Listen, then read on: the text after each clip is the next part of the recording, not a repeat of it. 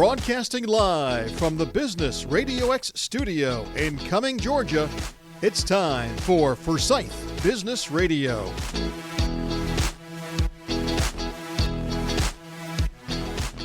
And hello, friends, and welcome to another exciting episode of Forsyth Business Radio. I am your host, Amanda Pierce Marmolejo, and we are broadcasting live from the beautiful Chamber of Commerce here in Forsyth County, Georgia. I am joined in studio today by three amazing guests, one of which I am very familiar with, but I don't know if our audience is. Welcome to the show, Dr. Bill Lampton. Thank you. You're welcome. Welcome to the show, Dr. Deanna Tyler. Hello. And also Paul Webb. Hi, Amanda. Great to be here. Thank you. Of course. And I do just have to give a shout out to the two gentlemen joining us today, as they are also podcasters. So it's exciting to interview them myself. And we'll start with you, Dr. Bill. Okay, Bill Lampton, the Biz Communication Guy is my tagline. I have been, I would guess, a communication devotee for a long time, really starting in college when I was, like many people, forced into a public speaking course. And I never realized I would be teaching that one day at the University of Georgia. But at that small college in a speech communication course, I was amazed at how if someone had an idea that they were committed to, they'd researched it well, they present it well, they connected with their audience, they could not only change opinions, but they could even change actions.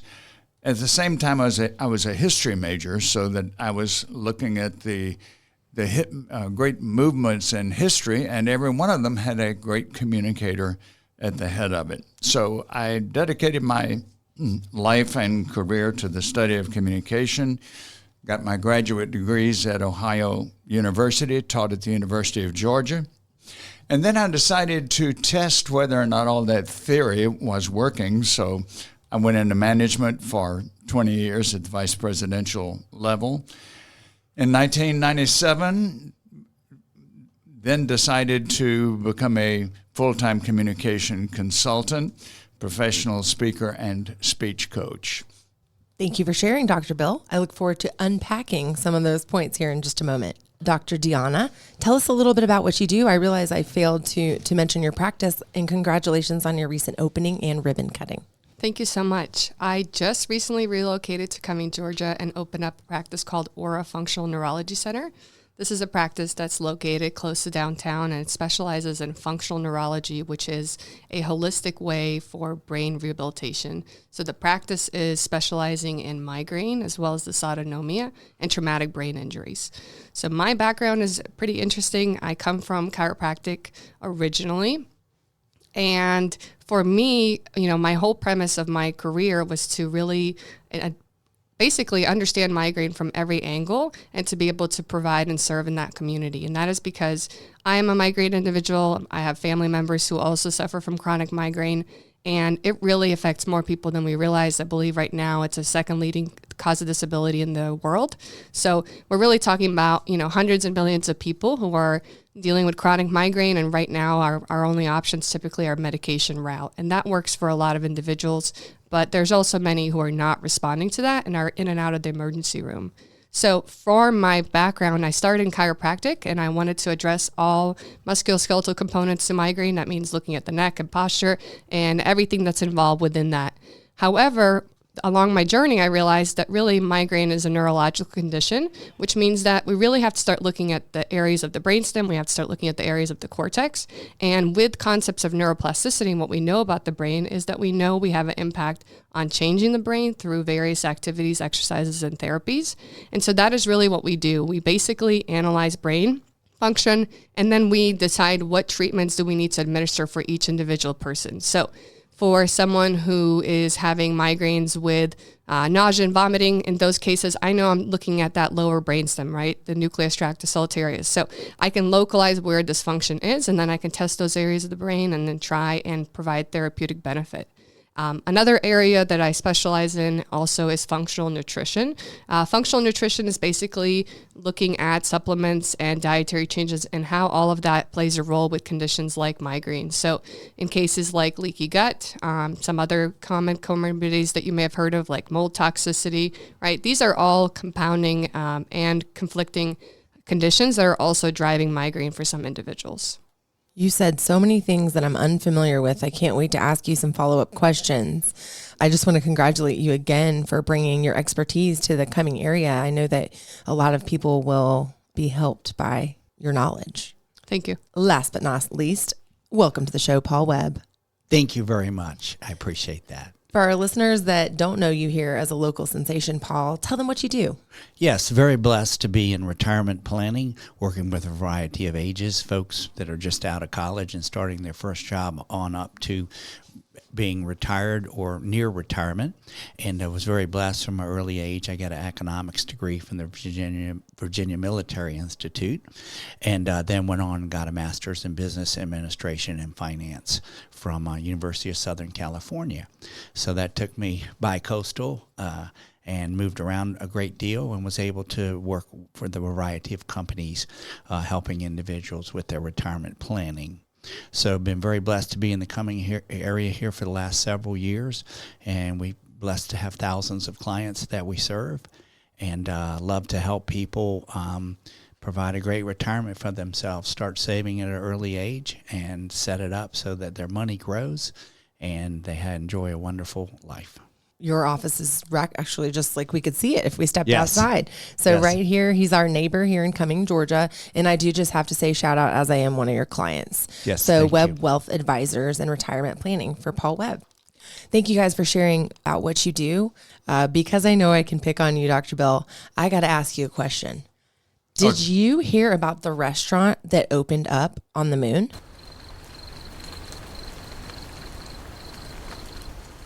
They didn't have one because there was no atmosphere. Great food, but no atmosphere.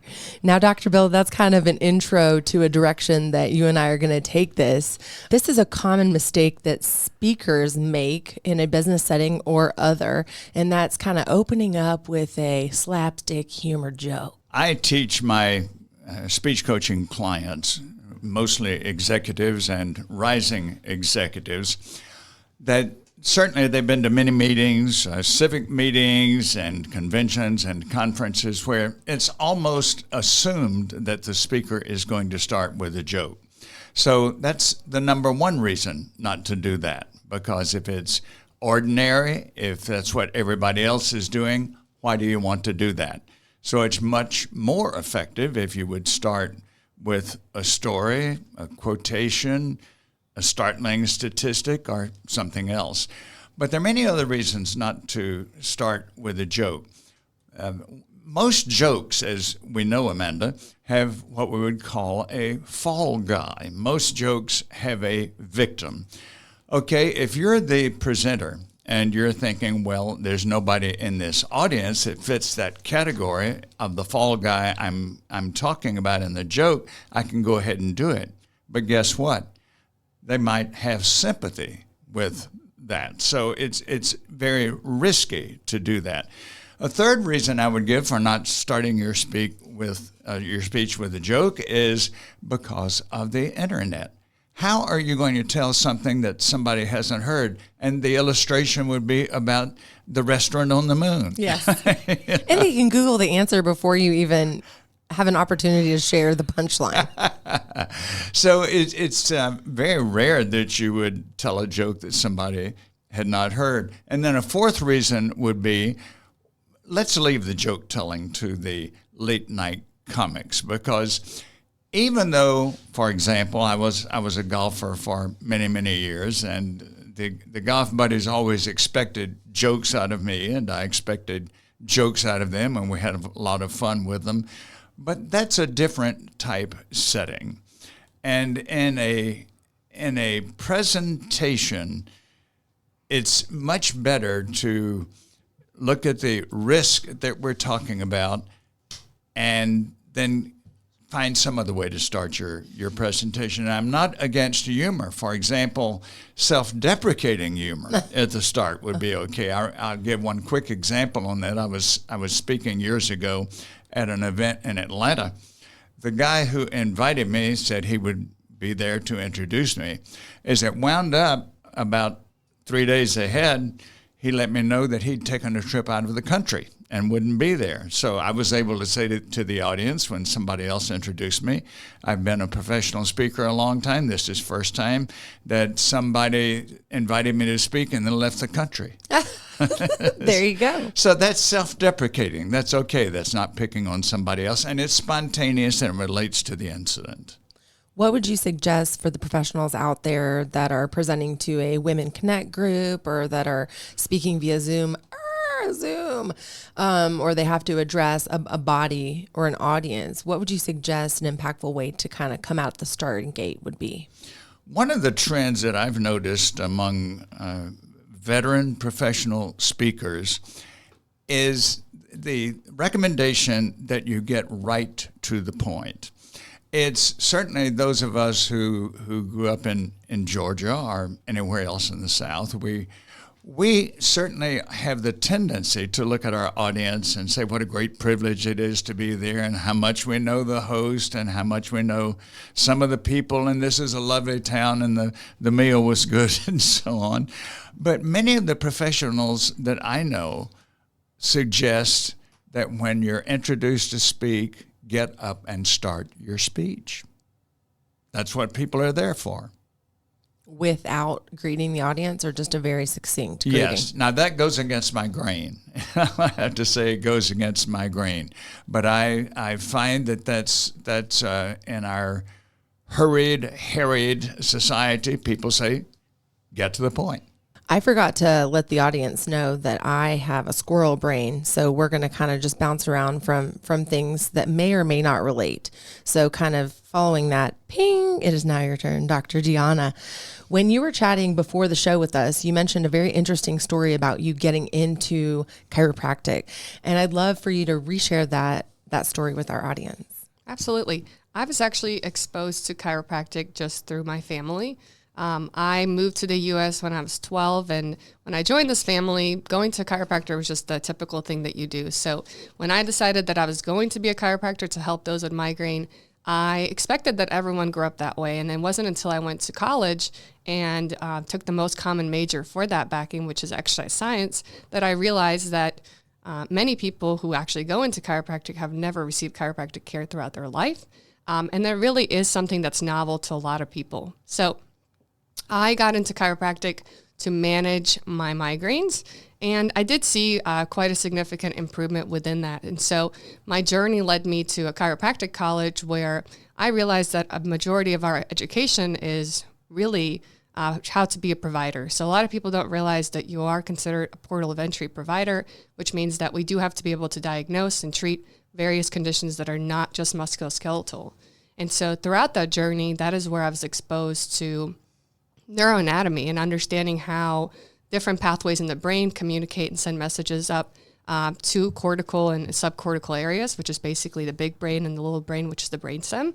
And this is what led me to really start investigating how that plays a role with conditions like migraine. And because I'm a huge nerd and I love clinical neuroscience, I go on PubMed basically daily and I look at research and I try and analyze and understand how things connect together. I was able to really find that there are a lot of people with migraine who also have dysautonomia, which means that people who have migraines also have an increased prevalence of having brainstem dysfunction. And so these brainstem dysfunctions are treated very differently. Some of the most common ones are things like POTS, postural orthostatic tachycardia. And this is really the area that now I specialize in and analyze, because it's very common for someone with migraines, for instance, to have anisocoria, which is basically a difference in pupil size, right?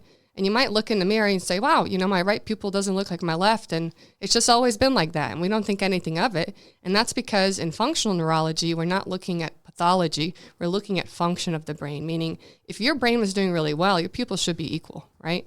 Now, when the pupils are not equal, it doesn't mean that there's a tumor or a mass or pathology or emergency, but it certainly means that, hey, something with that upper brainstem may not be working as well as it could be. right? That's very exciting. You got into it to kind of solve a personal need or problem, and therefore expanding your knowledge base, and now you're able to help a multitude of people with that. I know that's not only what you specialize in. If you'd be so kind as to share your other specialties, I know that we'd enjoy learning about those. Yeah, absolutely. In my background, I've worked extensively with traumatic brain injuries. That means that I used to see individuals who've come from the Shepherd Center that's located in Atlanta. And basically, traumatic brain injuries are going to be, anoxic brain injuries where maybe someone's gone without oxygen for a certain amount of time, or we're talking about, an incident like a stroke, a heart attack. And these types of conditions, really, typically, we kind of go through the typical route of what is accessible. And then these patients are just kind of left on their own, which means that the families are full-time caretakers, and really my job within this field is to provide hope and reality that we do have neuroplasticity, we do have the capacity to change the brain, and we can't always return all function in those types of individuals, but we can certainly alleviate and make life a little bit better, right? So in cases where someone has a traumatic brain injury, and depending on the severity, sometimes you're relearning basic things like breathing, swallowing, right? Those functions that we really take for granted. Other areas of experience that I have are in childhood and adult learning and behavior disorders. That means that, we're talking about the realm of ADD, ADHD, dyslexia, right? And that's a passion of mine because I've always struggled in school, actually, when I was younger. And there's nothing like really feeling like you can't do school in 7th grade, right? That's going to really discourage you from going after that career that you want to have, or really it's going to limit how you perceive yourself and what your capabilities are. And all that could be from a simple learning disorder, right? And so how I view things like that is really from a frontal lobe perspective. And so there's a lot that can be done for that. And then an area that I recently specialized in was exclusively dysautonomia. And again, that's primarily treating POTS. And so unfortunately, right now, POTS is really, really prevalent. We're seeing that correlated with the pandemic. And there's a lot of research showing that association as well. And so what you're really looking for with POTS is you're seeing that someone who is dealing with this condition may not be able to regulate their heart rate. And this is usually going to happen when they're changing positions from laying to standing or standing to walking, right? So essentially, we're seeing an increase of over 30 beats per minute. And the heart rate is essentially doing whatever it wants to on its own. So it's dysregulated.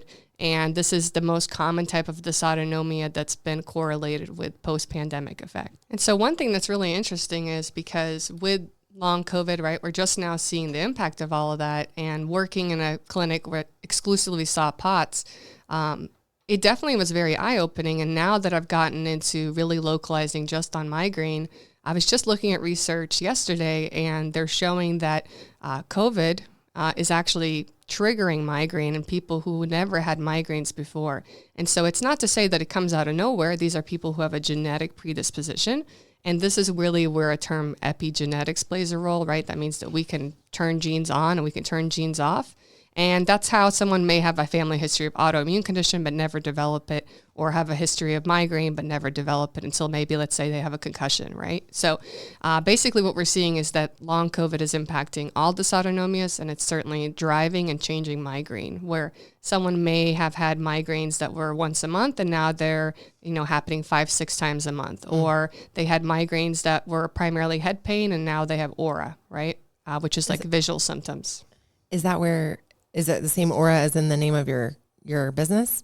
Yes, that is exactly why I named my business. I thought, no one can pronounce aura. So if you know what aura is, you probably are at the right place. And if you don't know, then aura is also energy, which I feel like it's good to have positive energy out there too. Very cool. And I was going to ask you that. So I'm glad we were able to tie that together.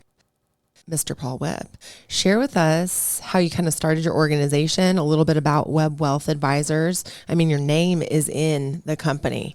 So mission, values, depth, and breadth. Sure. Thank you so much, Amanda. I appreciate it. Yes, Webb Wealth Advisors. Been in business several years. And I came from a background, as I had said before, in college with an economics degree. So I consider myself an economist, and also with the master's in business administration and finance from University of Southern California. very blessed to have started a great career. And so I spent several years at a variety of firms in the wealth management area, and grew and developed those clients, and then was able to break out on my own several years ago, and able to help a lot of people. So I believe that if you have the right plan, you need a plan, and number one, you need a plan, that you can have a successful retirement, a successful life by good money management. So simple, basic stuff. For you, Paul, because you're an expert. For someone like myself, it's not quite as simple. And I'm going to put you in the hot seat. What would you suggest for folks like ourselves who are combining lives or recently combined lives in, mid-30s type realm to kind of get into? What's the best advice you could give to start that preparation and planning for people like ourselves? Yes. Number one, set a budget. Know what your expenses are and what you're spending, and versus your income. Develop a plan whereby you have some money set aside that you're putting towards a tax-free or tax-deferred type of IRA fund, and continue to invest in that, because in 20 or 30 years, you're going to have over $1 million if invested properly and managed properly. And, it just takes discipline. Number one, you don't want to go out to eat a lot, and that's one of the biggest expenses out there, particularly when you throw in a couple alcoholic beverages. So it can get very expensive. So planning in terms of setting a budget, following that budget, and putting aside a certain amount of money monthly going towards a tax-free retirement income. What are some common mistakes that people make that leave them kind of out in the cold in their golden years? Yes.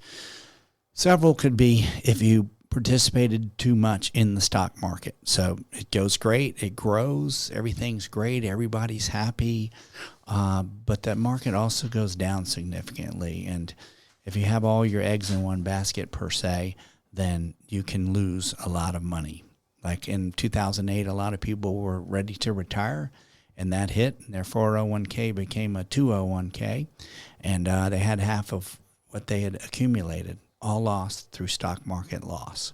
So it's very important to set up a portfolio where you have some buckets, some risk playing in the market, but then also tax-free, tax-deferred with zero floors, so your investments can't lose any money.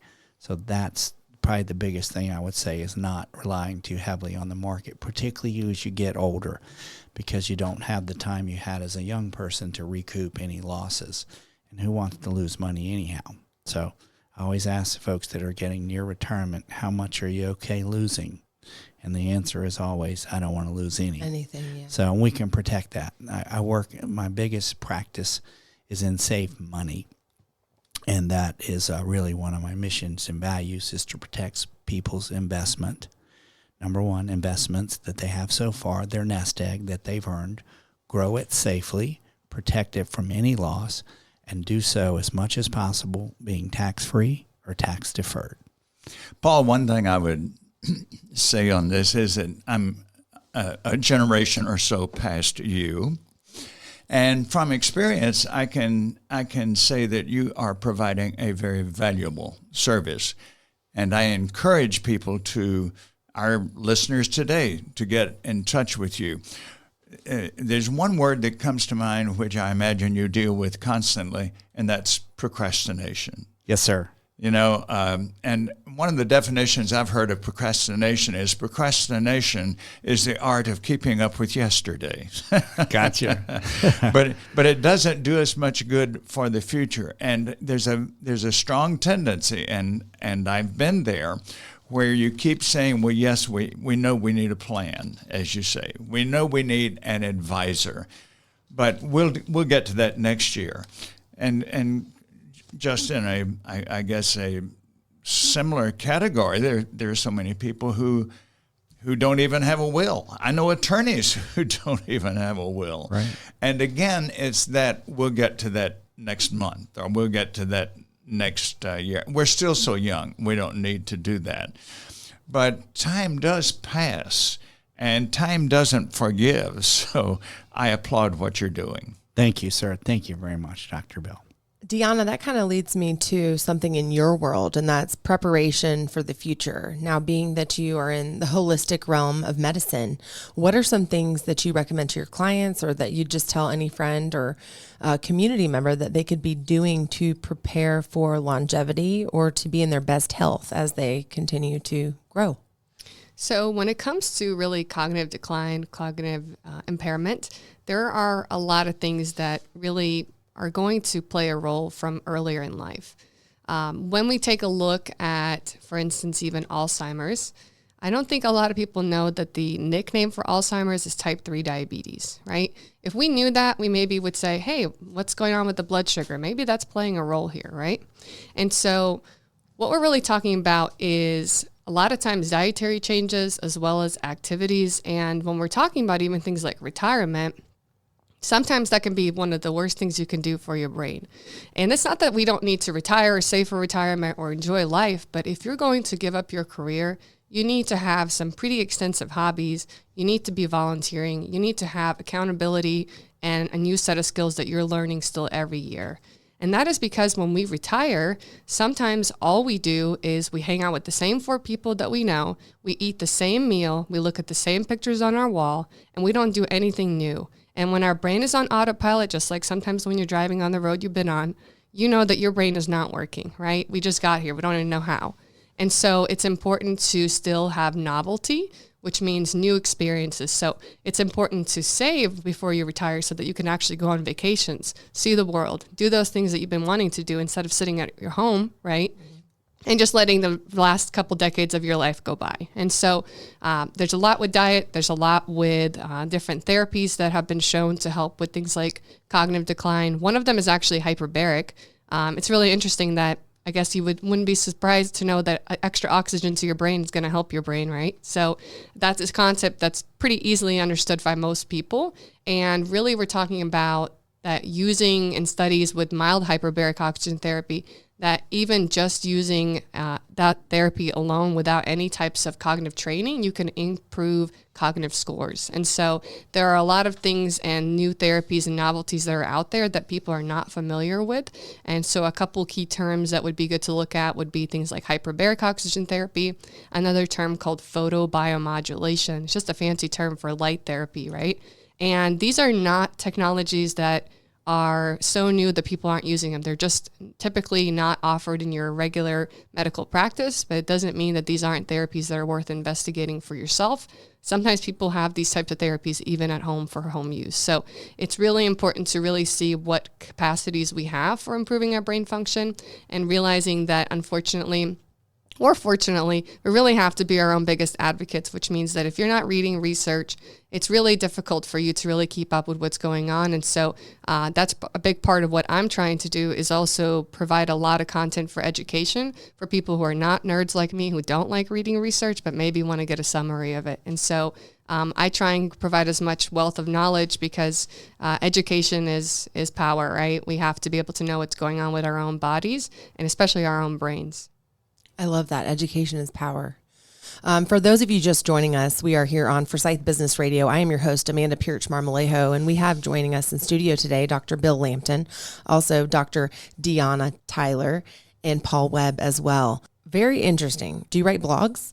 I do write blogs. I actually just recently established here, so I'm still working on some of those aspects, but there's definitely going to be a lot of blogs posted, but I also make a lot of educational videos, and those are through my Instagram, as well as I am a big TikTok person because I am only 29, right? So I try and really go to the areas where I'm going to get as much exposure because, again, in cases with things like migraine, you know, I just made a video today about how there's research showing that vitamin E can be helpful for hormonal migraine.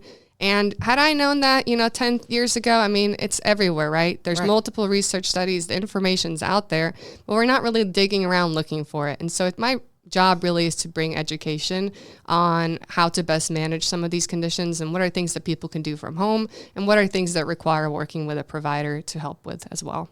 I will have to look you up on TikTok. I do not have an account that reflects me. I have a watcher or ghost account, just named my dog's name with a picture because I don't do the TikToks, but I like to watch the TikToks. So I'll have to check you out. I was not really a technology person at all, but I think when you get into business, you kind of have to be.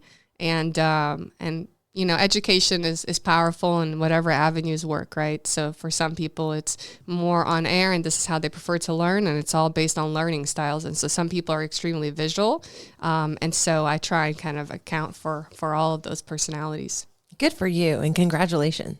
Thank you. Dr. Bill, I'm going to bounce it back to you now, okay? And kind of like we're doing here, we're all participating in the conversation from a communication standpoint. I would like for you to share the importance of engaging with the audience and their participation. Yes, I think one thing that I put on LinkedIn a couple of days ago, audiences like to have interaction, as you're indicating. One of the ways people, leaders and speakers and MCs fail sometimes is that they use the old tried and true methods. So I put on LinkedIn one that has worked for me, and it worked very well even with when I was fortunate enough to be with very large audiences. And that is to take your handheld mic, and everyone is expecting you to stay in place. But staying in place is rather traditional. It's rather dull. So the very first thing I have done in many keynote speeches is take my mic, walk to the very back row, look at those sitting there and say, "You didn't expect to see me, did you?" I love that.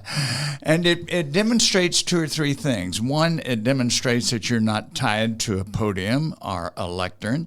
It demonstrates you're not tied to your notes. It demonstrates that you're not relying on PowerPoint, that you're spontaneous, and it gives a sense of, hey, this is a relaxed setting.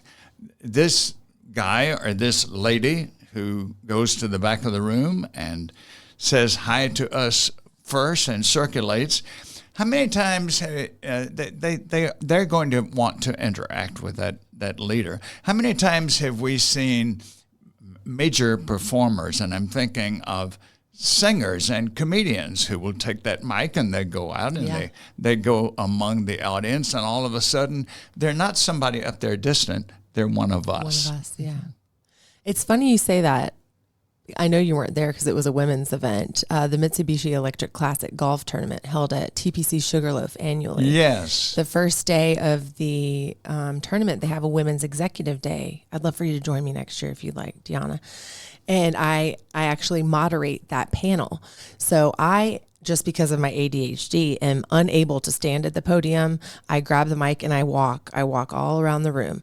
And it does exactly what you said. It kind of throws people for a loop. They're like, whoa, you're back there and you're talking. I didn't know that. But also what I found with the handheld mic, when it comes to Q&A at the end, I'm already out there in the audience and I can just hand them my microphone. I'm not reliant on a audio-visual assistant to come and run them a mic. So as you mentioned, it's putting yourself there as one of the people. Yes, and I underscore what you're saying about the handheld mic, not just for you, but it makes it so easy for someone else. You're on a topic and you say to one of the participants, what's your take on this? Have you had an experience along these lines? And since you have set an informal tone, usually they will chime in and contribute something very relevant to the conversation. Takes that stage fright away.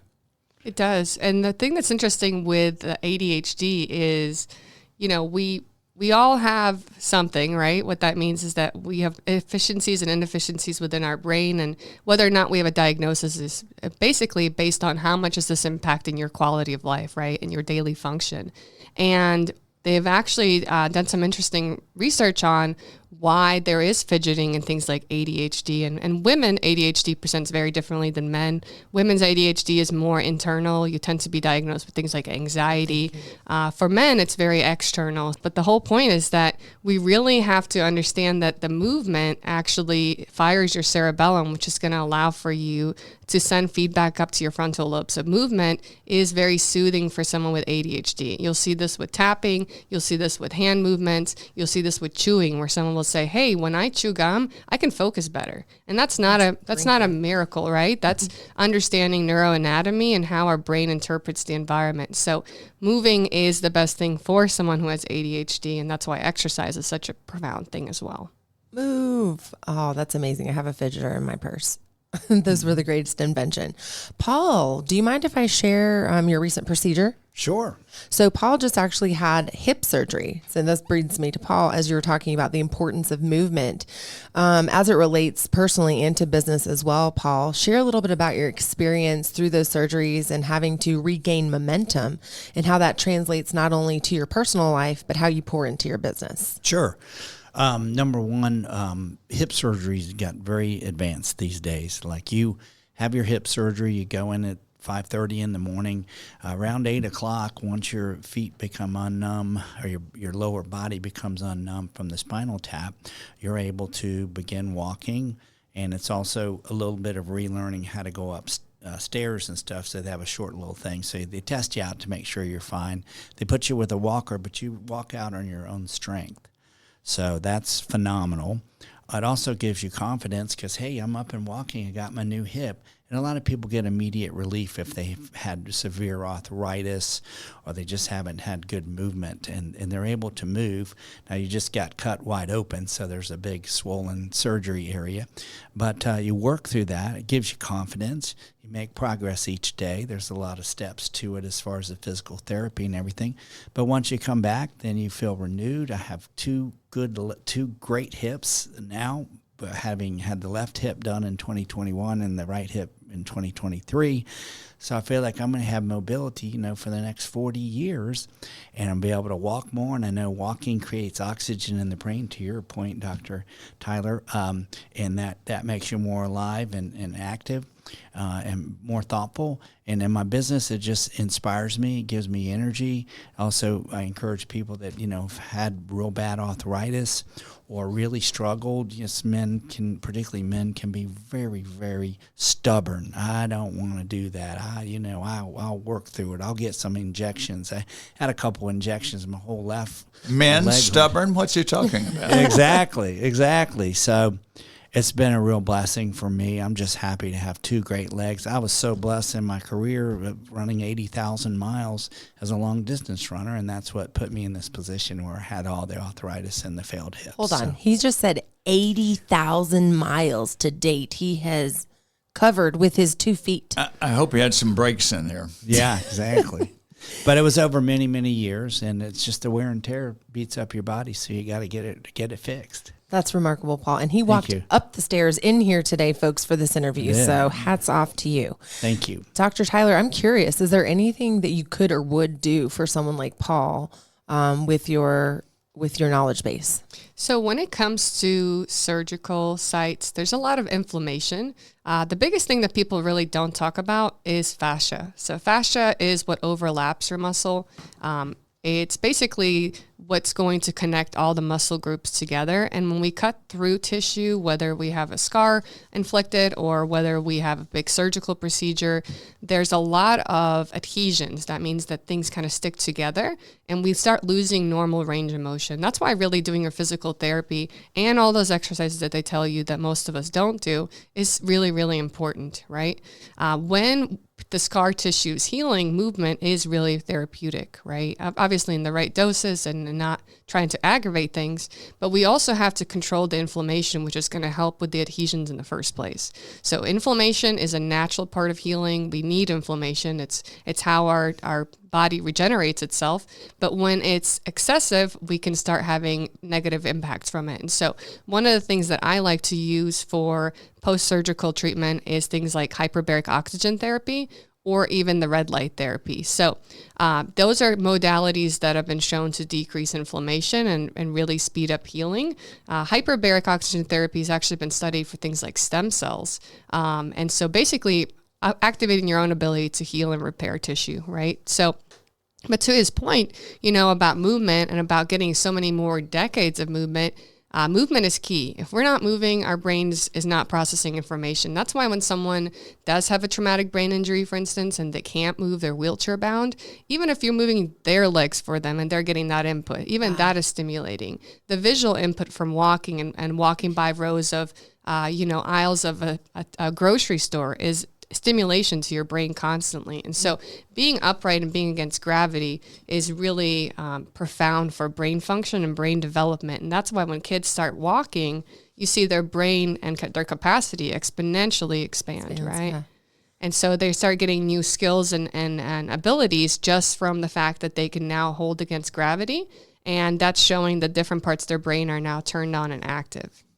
I would guess, and I'd like your comment on this. I would think that the sedentary lifestyle that so many people have, they're at work all day, if they're still in an office setting, and they sit down, and then they come home and they cut on the TV and they sit down. I would imagine from what you're saying that that's a root cause of many physical problems.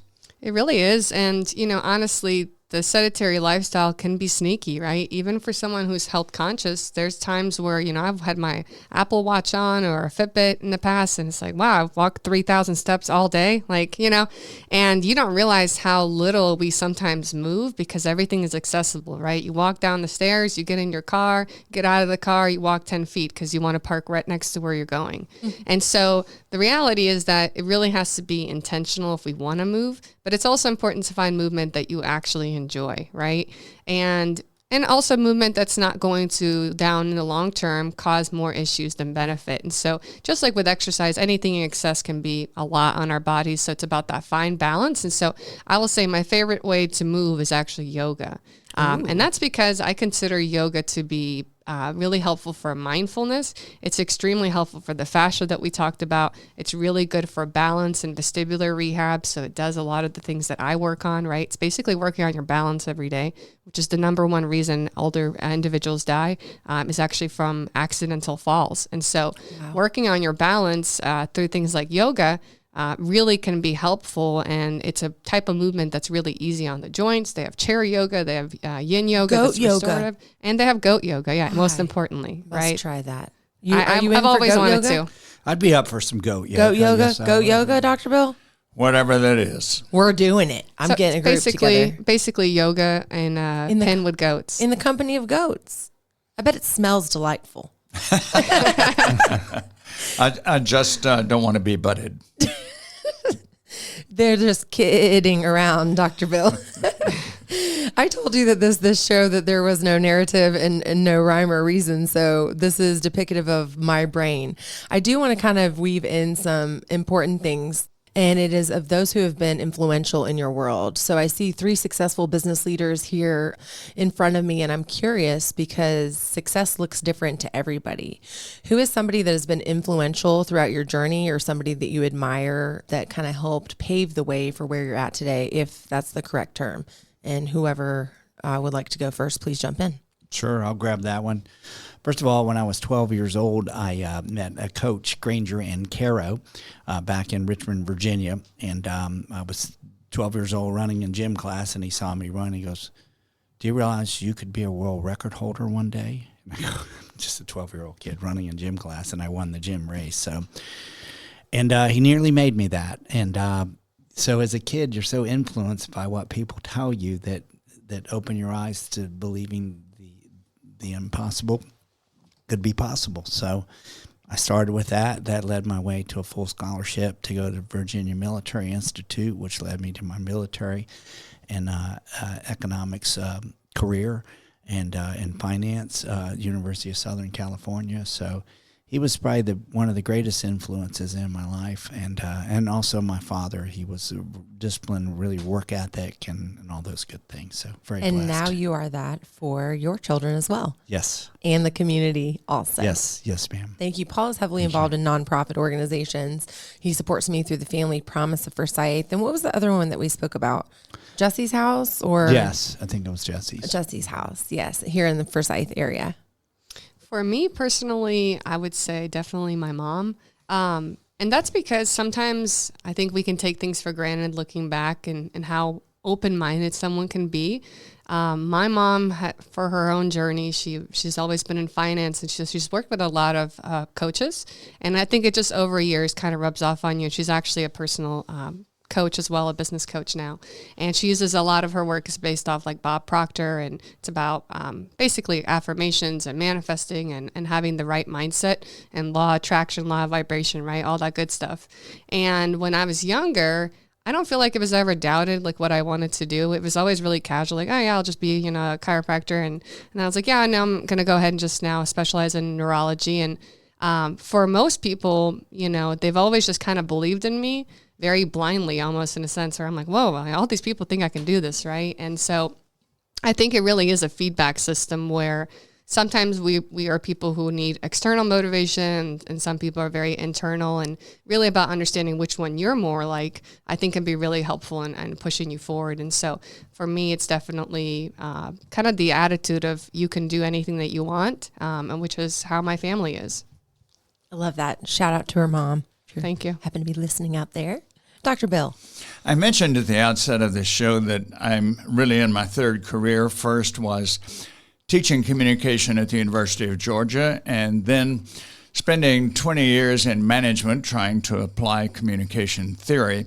So when I switched to become a professional speaker, speech coach, and consultant, I really had a lot to learn. And the main thing that I was very deficient in was technology. I think Dr. Deanna mentioned that many of us have run from technology, and then finally we realized we had to learn it. So I was very fortunate. I was at the Georgia chapter of the National Speakers Association, had been going there a short time, and a guy comes up to me and says, "You got a website?" And I said, "Yes." And he said, "Well, call me when you really want audio on one." And I thought, audio on a website? So he became my mentor, Mike Stewart. He first was known as the Internet Audio Guy, then he became the Internet Video Guy. He's been my mentor, coach, advisor, teacher since 1997. He's the one who currently is and will be ongoing hosting my podcast, which is the Biz Communication Show. And he dragged me kicking and screaming into technology. But this is a guy, when the internet came along in the 25 years ago, he saw what it was going to be, and he's been at the forefront of it ever since. And he also is a guy who has believed in me, and that's important. I remember those days. They were the dial-up days. Yes. Well, I remember very well my brother calling me one time and saying, "Have you got email?" And I said, "What is that?" He said, "It's electronic mail." I said, "Do you get that at the post office?" How far we've come. I do still enjoy receiving handwritten cards, and I do that for myself, for my family, and for clients as well, because it's just so meaningful, especially today with all the technology advancements. So few do it. The only thing is now we don't know how to spell anything because of spell check. Spell check, so absolutely. Now we have to go and verify. I think the world's definitely changed when it comes to technology, but it's also changing brains, right? Because handwriting is an important skill that really develops your cerebellum. And so we're really missing some of these developmental milestones for kids that are in, early elementary school, because there's a lot of benefit of the things of how we used to do them.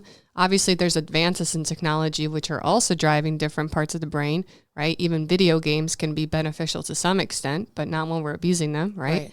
And so it's definitely going to be interesting to see how these generations change and how they really perceive their environment now that we're kind of living in this technology world. Very nice. I told you that I wouldn't keep you guys beyond 40 minutes, and here we are at the hour mark. So I do just want to give you an opportunity to share with our listeners how they can find you, who you're looking to connect with, and where they might find some of your resources online should they like to learn more. And we'll start with you, Dr. Bill. My website is, since I'm the Biz Communication Guy, quite logically, my website is B-I-Z, bizcommunicationguy.com. And on there, I invite you to review my services for corporations and for leaders. You also on there can sign up for my podcast. So bizcommunicationguy.com. I welcome phone calls from people who want to discuss their communication problems and challenges. My phone number is 678-316-4300. And I would welcome a non-obligatory, no committal initial call to find out what's going on with you in the area of communication and how I can assist you. Very nice. Dr. Tyler here. You can reach us at www.aurafnc.com. So it's AURAFNC.com. And on the website, you'll see that you can actually schedule a complimentary consultation. This is done via telehealth, so it can be done from within this state or even out of the country, which is something that we often see. And after you schedule that complimentary consultation, that is when I can kind of see if someone is a good fit for the practice and really how we can start to help you. I also am on social media. I'm a little bit on TikTok as well as Instagram, so you should be able to find me under Aura Functional Neurology. And just reach out if you have any questions or concerns or just want to learn more about functional neurology. And the brick and mortar that you just celebrated the grand opening is located where? So the address is Perkle Ferry Park, which is downtown Cumming, and it's Suite A200 at 309 Perkle Ferry Road. Very nice. Thank you. And Paul. Awesome. Thank you, Amanda. My website is www.webwealthadvisors. And on there, you'll find a multitude of information and education about things to do with your money, how to do it, services that we offer, and all things about wills and trusts and just a thorough retirement planning A to Z information. And our offices are right here, as Amanda referred to, at 314 Tribble Gap Road here right in Cumming. And our phone number is 678-410-7902. And we host educational seminars as well over here at the Forsyth Rec Center on an ongoing basis. We're going to have one at the end of August. And so I encourage you to as well engage with me, contact me for a non-obligatory consultation on your financial situation, whether you have a lot of money or you want a lot of money or where you're at, and we'll meet you where you are and do what we can to do the very best for you and your family. Show me the money, Paul. Yes, ma'am. Show me the money. Yes. It's my money and I want it now. And I want it now. You know what? I always said, this is a side note, if I ever got arrested, I only know my mom's phone number by heart and J.G. Wentworth.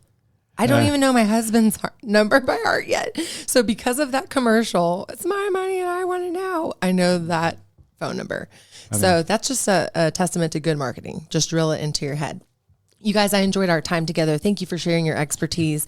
For all of you listening out there, you can listen to these shows 24/7 online by going to businessradiox.com and selecting the Forsyth Studio. Again, we want to thank our partners here at the Forsyth County Chamber of Commerce, where we broadcast live. I am your host, Amanda Pierce Marmolejo, and I'd love to connect with you on LinkedIn. I'll spell that last name for you. It is PEARCH space MARMOLEJO.